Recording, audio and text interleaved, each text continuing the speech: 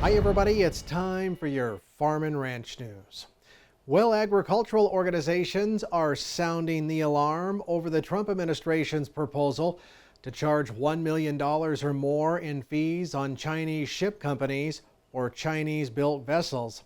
This week, the Office of the U.S. Trade Representative is holding public hearings on this very issue, and more than 300 agricultural and business associations have sent a letter of opposition to the USTR proposal because of the impact it would have on U.S. exports.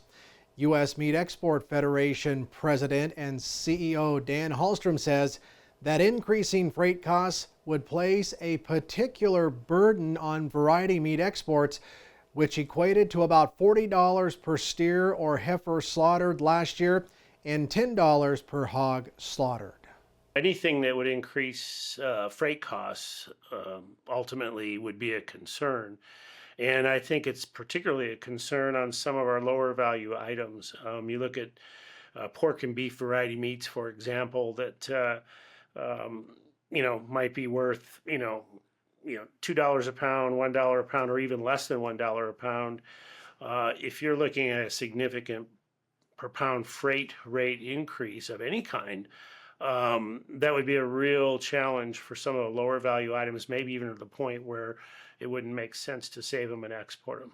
He says some of our key export markets, like Central America, are served by smaller regional ships, which would be hit harder by per port call fees. Central America is a good example of one of these cases where the vast majority of the vessels going from the U.S. down to Central America, and by the way, Central America, one of the fastest growing regions for U.S. beef and pork in the world, these would be smaller vessels. So your per pound freight cost increase, because there's less volume on the vessel, would just be astronomical and probably almost to the point where it wouldn't make sense to even ship to that market. Now, to make matters even worse, U.S. MEF says that shippers have also indicated they may just eliminate service at the Port of Oakland, which of course is key for U.S. red meat exports to Asia.